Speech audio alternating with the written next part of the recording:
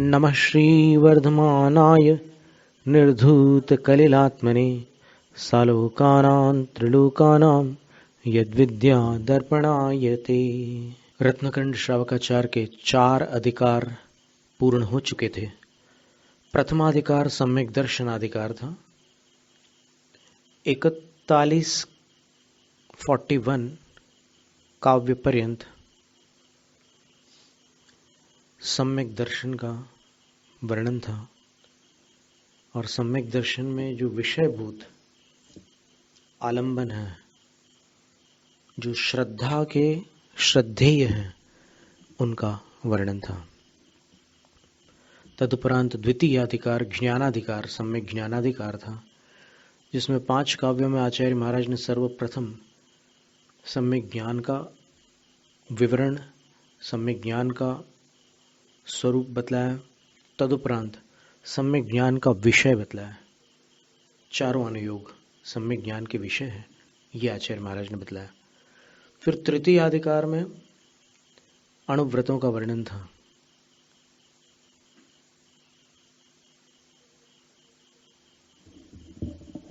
वहां पर 5 पापों का त्याग अणुव्रति किस प्रकार से करते हैं उसका, और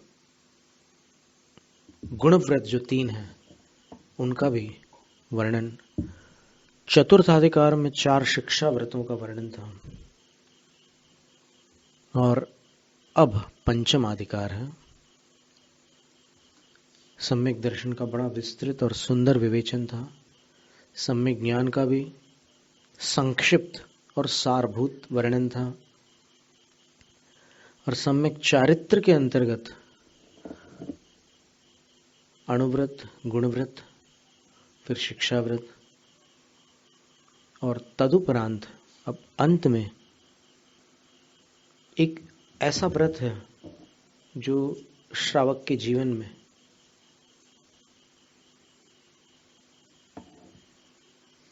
कषायों को और शरीर को कृश करते हुए समाधि मरण तक ले जाता है। उसका नाम सल्लेखना है। और इसी अंतिम अधिकार में 11 पद आचार्य समंतभद्र स्वामी ने उसको 11 पद कहा है, और आचार्य वसुनंदी स्वामी ने उसको 11 स्थान कहा है। और अन्य कई स्थानों पर 11 प्रतिमा के नाम से वो प्रसिद्ध हैं। वर्तमान में अपन प्रतिमा शब्द से ज्यादा परिचित हैं। आचार्य समंतभद्र स्वामी ने उनको 11 पद कहा है। और फिर अंतिम 3 काव्यों में शास्त्र का उपसंहार है, समापन है।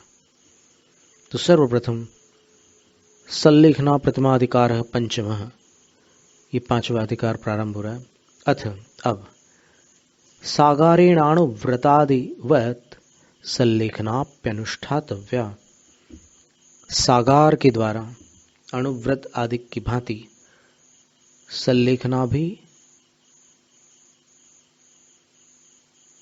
स्वीकार करने योग्य है, उसका भी अनुष्ठान करने योग्य है। साचकिन स्वरूपा कदाचानुष्ठातव्येत्याह, उसका स्वरूप क्या है और कब करना सल्लेखना, ऐसा प्रश्न होने पर आचार्य उत्तर देते हैं। उपसर्गे दुर्भिक्षे जरसि रुजायांचनि प्रतीकारे धर्माय तनु विमोचन माहुः सल्लेखना मार्याः। उपसर्ग आने पर, दुर्भिक्ष अर्थात अकाल, दुष्काल पड़ने पर, फैमिन जिसको बोलते हैं, ड्रॉट बोलते हैं जिसको अंग्रेजी में, रुजायांच, और रुजा का अर्थ रोग होता है, होने पर। और ये चारों स्थितियां निह प्रतिकारे, जब प्रतिकार रहित हो जाए, अर्थात ऐसी 4 स्थितियां सामने आ जाए कि इनका कोई तोड़ न हो, इनका कोई अंत न हो, उस स्थिति में, और च शब्द से अन्य भी कोई ऐसी स्थिति बन जाए जहां प्राणांत निकट हो, तब धर्माय, अपने रत्नत्रय के लिए, तनु विमोचनम, शरीर को छोड़ देना, सल्लेखनाम आहु, आर्याह सल्लेखनाम आहु, गुणीजनों ने उसको सल्लेखना कहा है कि धर्म के लिए शरीर को छोड़ देना इन स्थितियों में सल्लेखना है।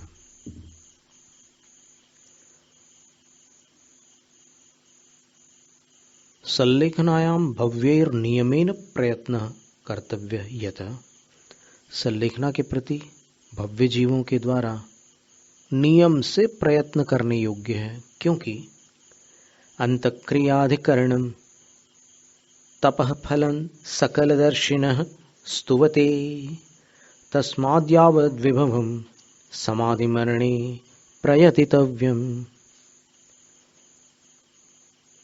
अंतक्रियाधिकरणम, अंतक्रिया का अर्थ अंतिम सल्लेखना की क्रिया है।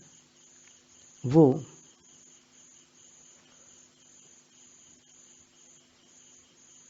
अंतक्रियाधिकरणम एक अधिकरण है, आधार है वो अंतिम क्रिया सल्लेखना। किसका? तपः फलम, तपस्या का फल है वो।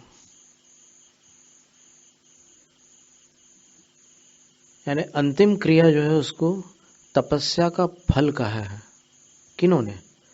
सकल दर्शिन स्तुवत, यानी उनके सर्वदर्शी तीर्थंकर अथवा अन्य केवली भगवंतों ने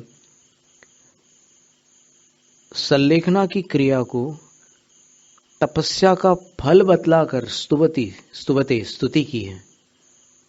स्तुवते,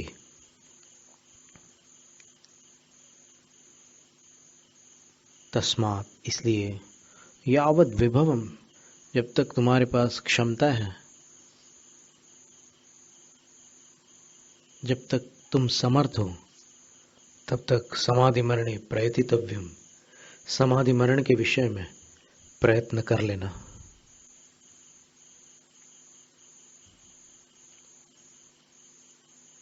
यावत विभवम, जितनी शक्ति है, यावत शक्ति को विभव कह रहे हैं यहाँ पर, क्योंकि अब व्रतियों के जीवन के अंत की बात है, तो जितनी क्षमता है उसके अनुसार प्रयत्न कर लेना, और प्रयत्न करने योग्य है, ऐसा कह रहा है।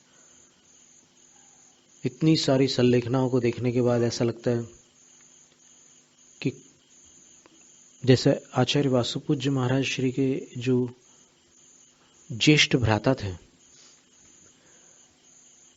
उन्होंने आचार्य श्री से दीक्षा ली आकर के। उनका नाम मुनि श्री श्रेय सागर जी था। उन्होंने दीक्षा ली और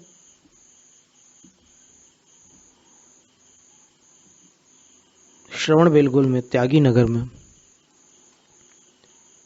जब सैकड़ों साधु वहां पर उपस्थित थे, उनकी स्थिति नाजुक होने लगी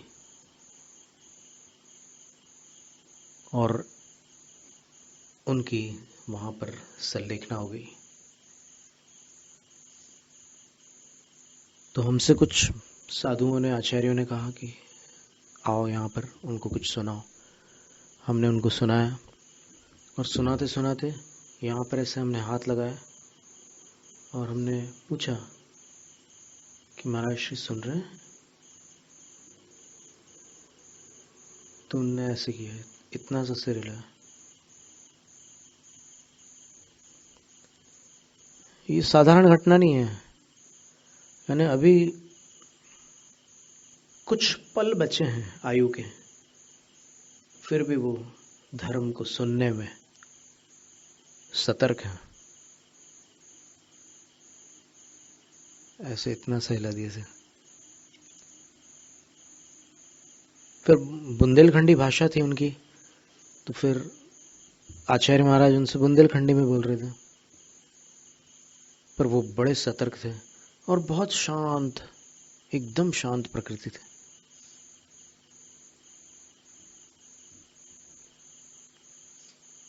ऐसे ही फिर आचार्य पद्मानंदी महाराज श्री के साथ जो साधु थे, उनका भी उसी दिन समाधि मरण हो गया।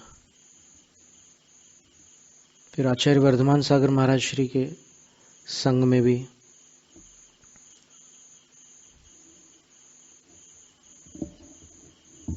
कई ऐसी घटनाएं हुई। आचार्य वर्धमान सागर महाराज श्री को तो ऐसा है कि उनको देख करके एक प्रकार से भान हो जाता है कि अब इनका समय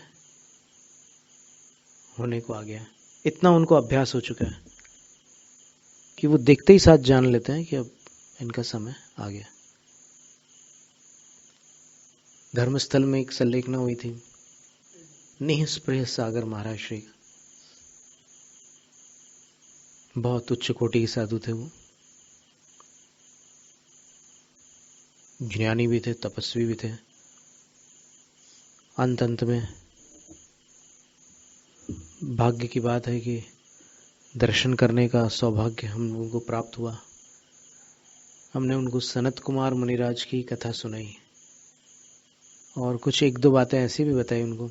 हमने कहा कि दीक्षा का स्मरण करने से अपनी विशुद्धि स्थिर होती है और उपसर्ग विजेताओं का स्मरण करने से अपनी विशुद्धि वृद्धिंगत होती है, बढ़ जाती है।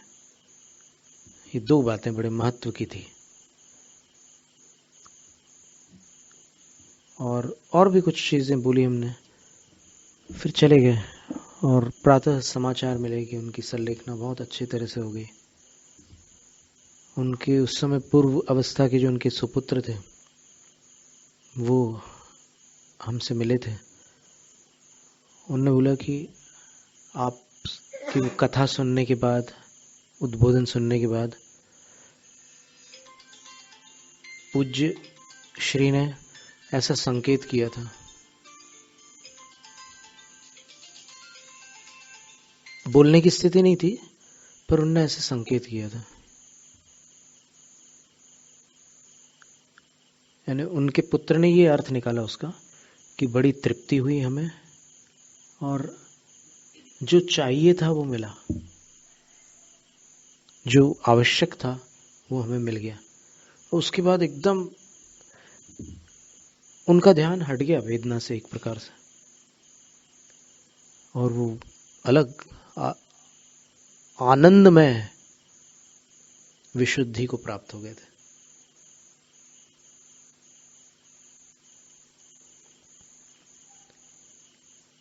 तो ये संलेखना प्रयत्न पूर्वक अंगीकार की जाती है, केवल कामना करने से नहीं होती।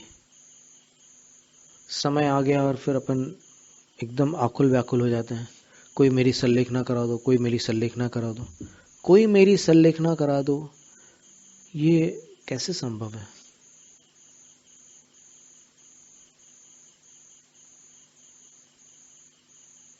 बाहर से जो मदद देने वाले हैं वो तो मदद दे सकते हैं, लेकिन पूरा काम तो अपने को करना है अंदर से। आपकी विशुद्धि दूसरे कहां से लाकर देंगे? तो संलेखना का आधा काम तो अपने आत्म बल से होता है, फिर बाकी का काम जो है वो जो सेवा करने वाले और जो कुशल निर्यापक आचार्य, जो उचित संबोधन देना जानते हैं और जो उस समय पर विशुद्धि बढ़ाने वाले ही वचन बोलते हैं, उनके अंदर त्याग और वैराग्य को बढ़ाने वाले, उनकी वृद्धि करने वाले उद्बोधन देते हैं। वो चाहे अध्यात्म के हो, चाहे प्रथमान योग के हो, वो निर्भर करता है कौन संलेखना कर रहे हैं, उस पर निर्भर करता है, उन पर निर्भर करता है। हर उपदेश हर साधक को नहीं दिया जाता, जिनके लिए जो आवश्यक है वही दिया जाता है। अभी सुना है कि आचार्य श्री के संग में नमित सागर महाराज श्री जो है मुनिश्री, उनका भी कुछ यही क्रम चल रहा है। उनके विषय में कहते हैं कि वो आचार्य श्री के संग में भगवान जैसे साधु हैं, बिल्कुल दुबले पतले, और कितने कितने उपवास करने वाले,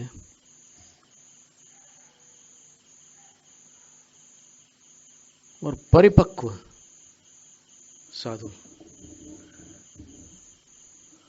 वो जानते हैं कि मेरा काम क्या है।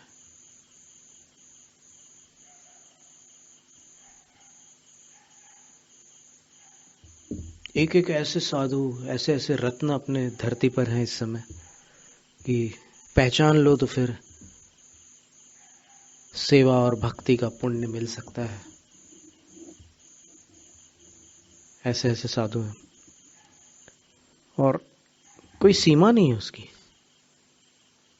कहीं भी हो जाते हैं साधु, कहीं भी, किसी भी संघ में। न भाषा का कोई वो है,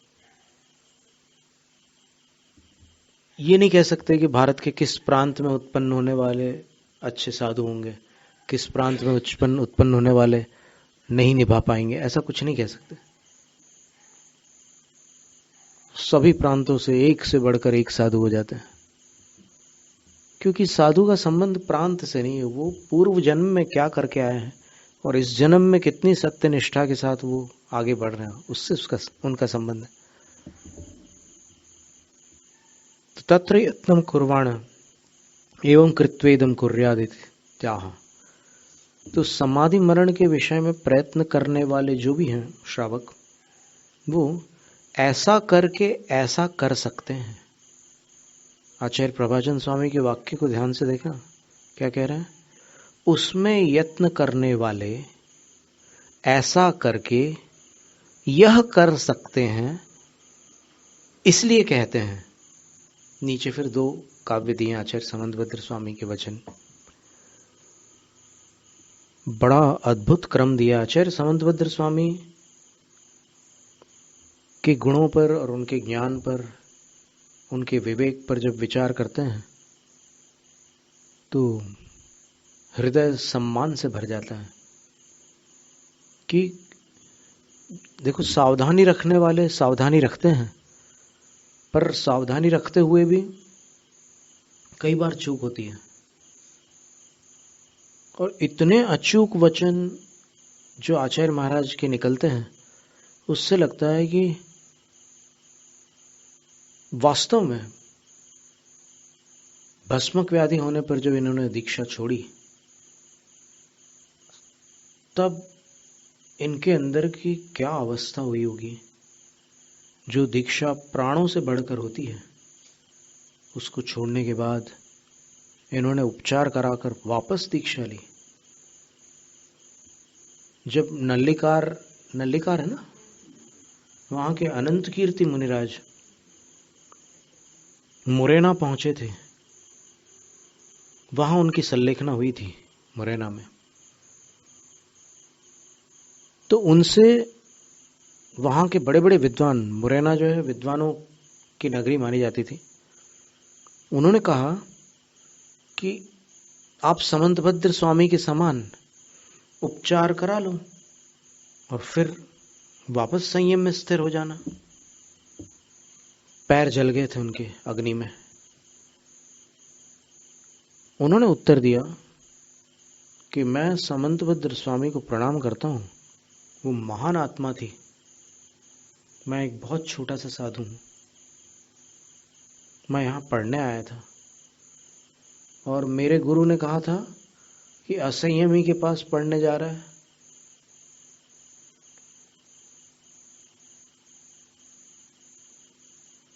असंयमी संयम कैसे सिखा सकता है? मेरे गुरु ने ऐसा कहा था। और आज जो आप कह रहे हैं ना दीक्षा छोड़ने का, उनके वचन सत्य थे। असंयमी संयम कैसे सिखा सकता है? असंयमी संयम छोड़ना सिखाता है। मुझे संयम छोड़ने का कह रहे हैं आप लोग? समंतभद्र स्वामी महान आत्मा थे, उन्होंने दीक्षा छोड़कर रोग का उपचार करके पुनर्दीक्षा ली, आचार्य पद को प्राप्त हुए और सर्वत्र जिन शासन के ध्वज को उन्नत किया, भारी प्रभावना की। मैं बहुत छोटा हूं। एक तो मुझे बड़ी कठिनाई से ये दीक्षा मिली है, इसको छोड़ने की मैं नहीं सोच सकता। पैर ऐसे जल गए थे, बिल्कुल भयंकर रूप से जल गए थे।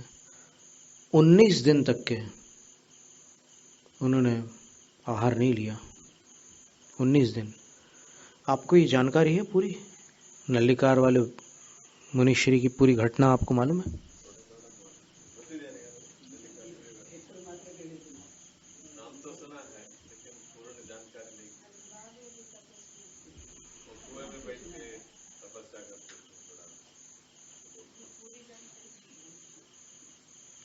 देखिए, हमें जो जानकारी मिली है, वो जो ब्रह्मचारी वहां पर उनकी वैयावृत्ति में थे उस समय, जब उनके पैर जले थे वहां, उन्होंने अपने पुत्र को बताई वो जानकारी, उनके पुत्र ने हमको बताई। तो यानी इतना निकट वो था। सबसे निकट तो जो सामने हो उसी के लिए रहता है, पर जिनने उनकी सेवा की है उनने अपने पुत्र को ये घटना सुनाई थी, उनके पुत्र ने हमें सुनाई थी। और उनको कभी आंसू नहीं आते थे, लेकिन इस घटना को सुनाते समय उनको आंसू आ गए थे। इतनी अद्भुत घटना थी। यानी कोई कल्पना नहीं कर सकता कि पंचम काल में भी ऐसे साधु हो सकते हैं। इतने महान साधु थे वो।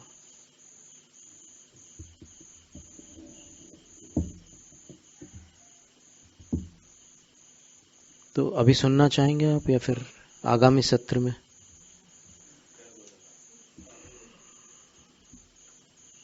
विस्तार से अभी इतना ही रखते हैं।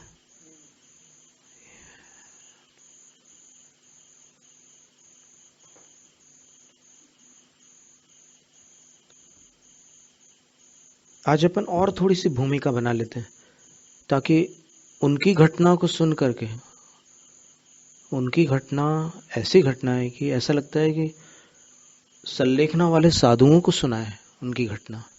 ऐसी घटना है। सरस्वती माता जी को हमने सुनाई थी, या शायद और साधुओं को सुनाई थी।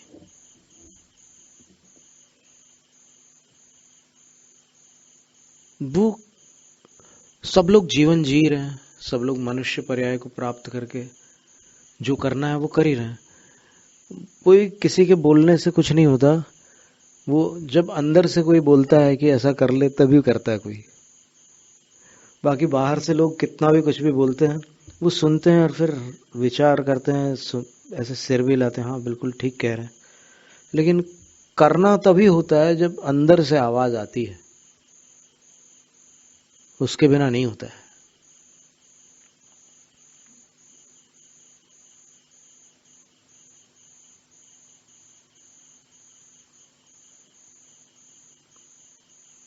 इतने बरसों से, सन 85 से हमने सल्लेखनाएं देखी है, 1985 से। उस समय एक वैराग्य सागर मुनि थे, फिर कोई माता जी थी, उनको मौसी मौसी बोलते थे पहले सभी लोग। फिर पता नहीं दीक्षा के बाद उनका कुछ नाम था, अच्छा नाम था। और इतनी मजबूत थी वो कि उनको सल्लेखना दे नहीं रहे थे आचार्य। उनका गुस्सा बहुत तेज था। गुस्सा इस बात पे कि चौके में कोई साधु को अंतराय हो जाए तो फिर वो सबको डांटती थी भयंकर। वो गुस्सा था उनका। लेकिन फिर जब सल्लेखना आचार्य दे नहीं रहे थे, सल्लेखना इतने गुस्से वाले व्यक्ति को कैसे सल्लेखना देते? वो सल्लेख सेवा कौन करेगा इतने गुस्से वाले को? पर उन्होंने उपवास चालू कर दिया। भाई मेरी सल्लेखना, मैंने, उनने संकल्प कर लिया खुद, अपनी ओर से उनने संकल्प कर लिया। तो उपवास बढ़ते गए बढ़ते गए बढ़ते, और रिपोर्ट अब वहां जाती गई कि महाराज आज भी उनने उपवास कर लिया, महाराज आज भी। तो फिर उनको लगा कि भाई ये तो भारी संकल्प है इनका, एकदम पक्के, मतलब मजबूत वाला काम है, मजबूती वाला। फिर अंत में उनका सब व्यवस्थित हो गया। तो ऐसे भी कई लोग रहते हैं जो भक्ति और सेवा और आहार दान में ज्यादा लगे रहते हैं, लेकिन ऐसे लोगों का अंत बड़ा बढ़िया होता है, बहुत अच्छे ढंग से होता है। बस इतना ही है कि वहां पर अभिमान वगैरह ना हो तो फिर काम अच्छा हो जाता है। और ऐसे सेवा वाले अभिमानी होते भी नहीं है। कभी कुछ लोगों को हो जाता थोड़ा, वो बात अलग है, अलग अलग प्रकार के जीव है और पंचम काल है तो हो जाता है, पर नहीं, एकदम विनम्र रह करके भक्ति रखते हुए। वो जानते हैं वो कि क्या चर्या होती साधु की, और फिर कैसे वो 24 घंटे निकलते हैं, अंतराय कब कैसे आ जाते हैं, यानी सोचते भी नहीं है, शोधते भी हैं, और फिर भी कुछ हो जाता है, अंतराय हो जाते हैं।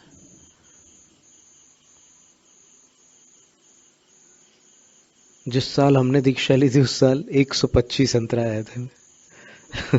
120 अंतराय हुए थे एक साल में, 120। आर्जव सागर महाराज जी को भी बहुत अंतराय आते थे। ऐसे ही और कुछ साधु थे, उनको बड़े अंतराय आते। करुणा सागर महाराज जी को तो लोग अंतराय सागर भी बोलते थे कुछ, यानी 5 दिन लगातार आहार नहीं हो सकते थे, ये पक्का है, इतने अंतराय होते थे। और कभी शुरू में होते थे, कभी गर्मियों में केशलुंज के दूसरे दिन अंतराय। ये सारी स्थितियां साधु के जीवन में बड़ी परीक्षा होती है। और क्या हिम्मत होती होगी, आप सोचो, जो लोग दीक्षा लेते हैं सब कुछ जानते हुए और तत्व ज्ञान के साथ। आज अपन दोपहर में जो स्वाध्याय चला था उसमें खास बात आई थी। आचार्य पूज्यपाद स्वामी ने ये लिखा था कि तत्व ज्ञान के साथ वैराग्य की जो उत्कृष्टता होती है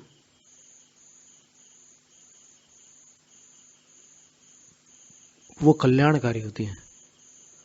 और उन्होंने बोला कि तत्व ज्ञान के कारण उत्पन्न हुआ जो वैराग्य है, वो एक तो वैराग्य घटनाओं से उत्पन्न होता है, वो जैनों में भी हो सकता है, इतर संप्रदायों में भी हो सकता है। जो भी सन्यासी होते हैं, जो भी साधु बनते हैं, भारत में कितने लाखों साधु हैं, विभिन्न संप्रदायों के साधु की गणना देखें अपन तो फिर लाखों में तो आ जाती है संख्या। अकेले श्वेतांबरों की आप संख्या देखो तो फिर हजारों में संख्या है, हजारों में। तो इतने साधुओं में जब वो निकलते हैं दीक्षा के लिए तो कुछ तो होती है बात। छोड़ने का कारण क्या है? इतना इष्ट का त्याग कैसे संभव है, सोचो। अनिष्ट का त्याग, जिसके घर में लड़ाई झगड़े होते रहते हैं, परेशानियां रहती है, पैसों की किल्लत रहती है, और फिर सब तरफ से तंग आ जाते हैं, और फिर कोई दीक्षा ले ले तो फिर वो ठीक है, ले ली, अच्छी बात है, पर वो एक प्रकार से फिर उसके बाद विषय में कुछ लोग बोलते हैं कि ये पलायन है, यानी घबरा गए, हिम्मत नहीं थी कि वहां रह सके तकलीफों में, तो चले गए वहां पर, दीक्षा ले ली। भले ही दीक्षा कोई ऐसे सुख सुविधा का कोई कमरा नहीं है कि यहां से निकल करके वहां चले गए तो वहां बिल्कुल एसी और लग्जरी मिल जाए।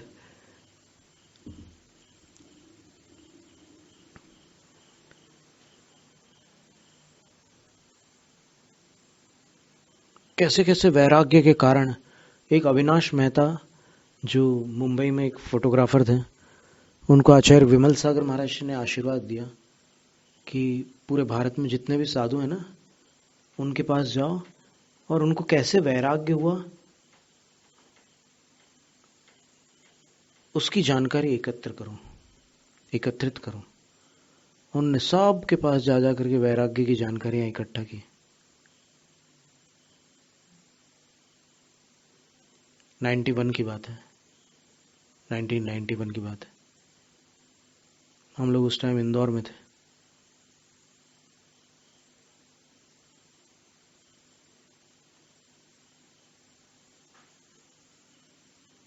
एक तो ऐसे साधु थे कि जिनकी पुत्री का विवाह हो रहा था और वो विवाह छोड़ करके किसी और के साथ निकल गई।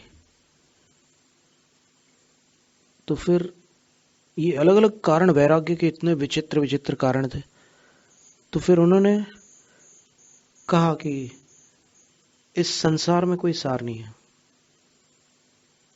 मैंने इतनी उम्र तक उसको फूलों के समान संभाल करके रखा, लेकिन तो भी विश्वास केवल जिन शासन का ही किया जा सकता है, संसार में किसी पर क्या विश्वास करें। तत्काल वो मुड़कर नहीं देखा उन्होंने और दीक्षा ले ली, निर्ग्रंथ दीक्षा ले ली। ऐसे एक से एक कारण है वैराग्य के। कुछ लोग उपदेश सुनकर के विरक्त हुए हैं, कुछ लोग अनुप्रेक्षा सुनकर के विरक्त हुए हैं, कुछ लोग किसी घटना से, किसी पुस्तक को पढ़कर विरक्त हुए हैं। अलग अलग वैराग्य के कारण होते हैं। पर यहाँ आचार्य पूज्यपाद स्वामी ने जो आज हम लोगों ने पढ़ी वो पंक्ति, वो बड़ी अनोखी पंक्ति थी कि तत्व ज्ञान पूर्वक जो वैराग्य की उत्कृष्टता को प्राप्त करते हैं, वो वैराग्य कल्याणकारी होता है। क्या अनोखी बात है। अब तत्व ज्ञान क्या चीज है? यानी आगम का सार समझ में आ गया, मनुष्य भाव का मूल्य और आगम का सार और संसार की असारता, तीन बातें समझ में आ जाए तो जीव अपना कल्याण कर सकता है। कौन सी तीन बातें? आगम का सार, शास्त्रों का सार, पहले अपन उसको रखते हैं। फिर मनुष्य भाव का मूल्य और संसार की असारता। इतना समझ में आ जाए तो कल्याण मार्ग को स्वीकार किया जा सकता है। और इसकी साधना होती है, कई बार कर्म परीक्षाएं लेते हैं। कभी पूर्व संस्कार से राग उत्पन्न होता है, कभी फिर सत्संगति में उस राग को शांत करके वैराग्य को, विशुद्धि को, पवित्रता को बढ़ाते हैं। कितने उतार चढ़ाव रहते हैं।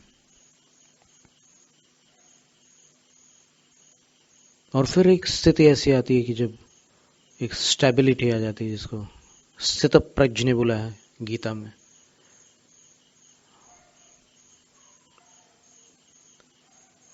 प्रज्ञा स्थिर होती है, जिसको कहते हैं जैनस्य विस्मयो नास्ति। जैन को आश्चर्य नहीं होता, वो एकदम शांत है। जो हो रहा है वो एक व्यवस्था है, सब कुछ होता है उसकी कारण कार्य व्यवस्था जो सर्वज्ञ ने भगवान ने बतलाई है। कैसे होता है?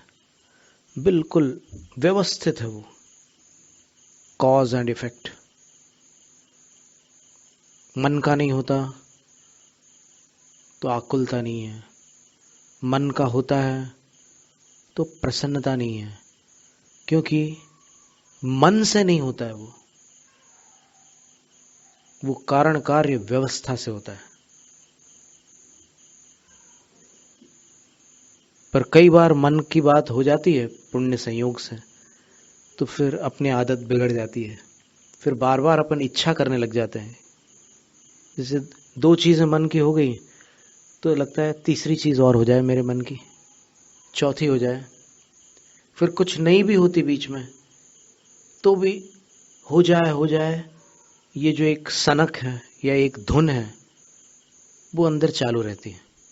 हो जाए, ऐसा होना चाहिए, ऐसा नहीं, बस यही संसार है। जीवन का दुख क्या है? ये होना चाहिए, ये नहीं होना चाहिए, इतना ही दुख है। जो हो रहा है वो तो हो ही रहा है।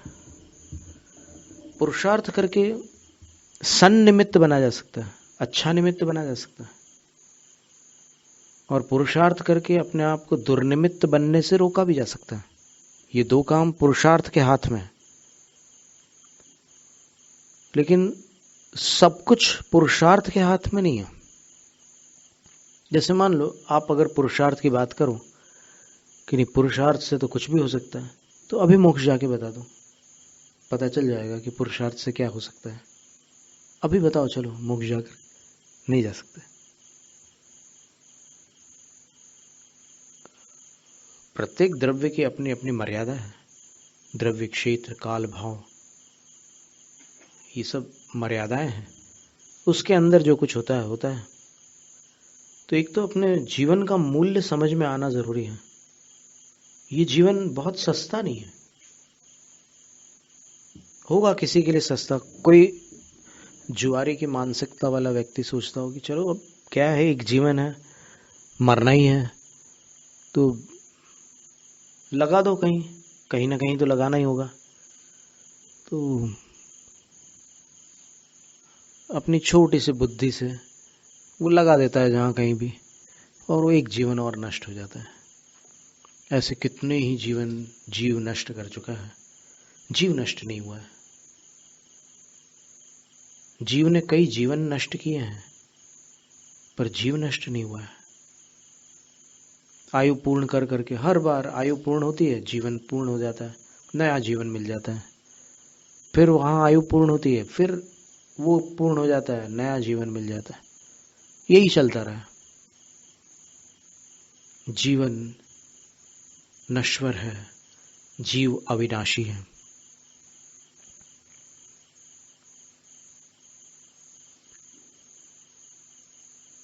तो सल्लेखना के इस प्रसंग में बहुत सुंदर सुंदर जानकारियां हैं। वो अपनी स्वाध्याय की श्रृंखला में आगामी सत्रों में आने वाली हैं। देखते हैं, आज इतना ही रखते हैं। जैनम जयतु शासन।